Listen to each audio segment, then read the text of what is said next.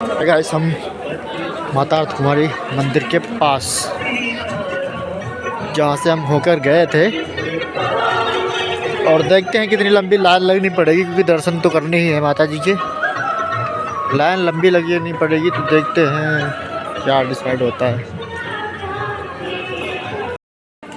Guys जब आप यहाँ आओगे ना तो यहाँ पे चढ़ने में थोड़ा दिक्कत होगी आपको, लेकिन जब आप चढ़ जाओगे और माता जी के दर्शन कर लोगे, फिर जब आप नीचे आओगे ना तो ऐसा लगेगा कि मतलब हम भाग रहे हैं, क्या थकान महसूस नहीं होगी।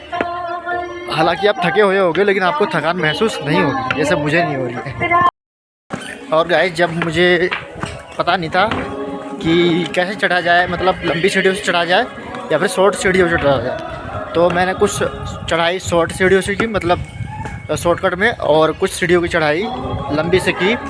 तो मैं आपको बता देता हूँ अपने एक्सपीरियंस के, क्योंकि मैं अभी आया हूँ। तो कभी भी आप अगर आइए माँ साथ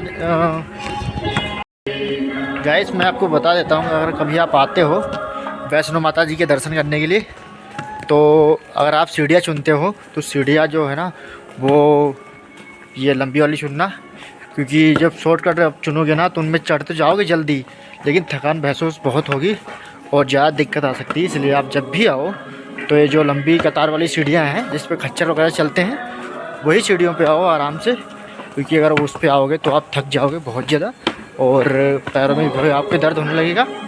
और जब उतरना, आप जब भी इसी सीढ़ियों का उपयोग करना, क्योंकि अगर आप इनका उपयोग नहीं करोगे तो आप थक सकते हो और परेशान हो सकते हो। बाकी गाइस चॉइस आपकी रहेगी, जैसे आप आना चाहो आ सकते हो। मैंने तो बता दिया आपको कि मैं जैसे गया हूँ ना, मैं 2 सीढ़ियाँ चढ़ता था अगर शॉर्टकट की, तो परेशान होकर बैठ जाता था कम से कम 10 मिनट के लिए। लेकिन जो लंबी सीढ़ियाँ हैं जिन पे खच्चर चलते हैं, वो सीढ़ियों का उपयोग करते हैं तो आराम से जाते हैं, और थोड़ा अगर थकते हैं तो कम से कम 1 किलोमीटर चलने के बाद ही बैठते हैं। उस पर जैसे चढ़ोगे आप तुरंत आपको बैठना पड़ेगा, फिर चढ़ोगे फिर बैठना पड़ेगा। तो इससे अच्छा है कि आप इन सीढ़ियों का उपयोग कीजिए। और बहुत सारी जानकारी मैं आपको बताऊंगा वीडियो के अंतर्गत कि आप कैसे आएँ, क्या करें क्या नहीं करें। कुछ लोगों ने गलत इन्फॉर्मेशन भी दे रखी है। और गाइस जो आप एक खच्चर देख रहे हो, खच्चर और घोड़े, इनके द्वारा सामान ले जाया जाता है ऊपर। देखो कितने सारे हैं। तो इनके द्वारा जो सामान है, गाड़ियाँ यहाँ पे अलाउ नहीं है चलाना, तो इनके द्वारा सामान ले जाया जाता है। और अभी हम नीचे उतरते जा रहे हैं और धीरे धीरे अर्थ कुमारी माता मंदिर के नज़दीक पहुंचने वाले हैं। और मेरे हाथ इतना ठंडे हो गए ना कि फ़ोन भी कंपन कर रहा है, सही से वीडियो बन नहीं पा रही है। पता नहीं वॉइस सही से रिकॉर्ड हो रही होगी नहीं, पर बस 1 घंटा और उसके बाद हम अर्धनारीश्वर मंदिर में पहुंच जाएंगे। साथ आ चुके हैं हम अर्धनारीश्वर मंदिर के पास।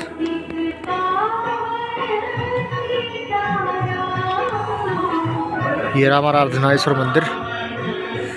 तो फटाफट से नीचे जाते हैं और दर्शन देखने करते, मिलने या नहीं मिलेंगे करने को। गाइस हम माता अर्थ कुमारी मंदिर के पास जहाँ से हम होकर गए थे और देखते हैं कितनी लंबी लाइन लगनी पड़ेगी, क्योंकि दर्शन तो करने ही है माता जी के। लाइन लंबी लगनी पड़ेगी तो देखते हैं क्या डिसाइड होता है।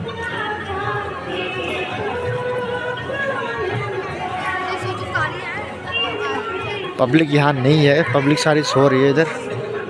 कुछ लोग आ रहे हैं, कुछ लोग जा रहे हैं, कुछ लोग आराम कर रहे हैं। तो ये वो गुफा है गाइस जिसके हमें दर्शन करने हैं।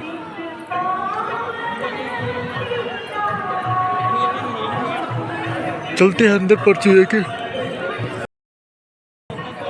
और ठंड से बचने के लिए हमने टोपा पहन लिया था, जैकेट भी ले आया था, क्योंकि मुझे पता था कि शाम भी हो सकती है और यहाँ पे ठंड बहुत पड़ती है जम्मू और कश्मीर में।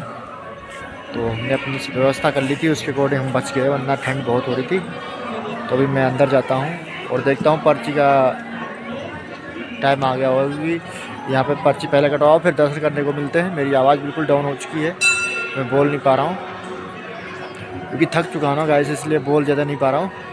और ये रहा अर्थ कुमारी माता का मंदिर।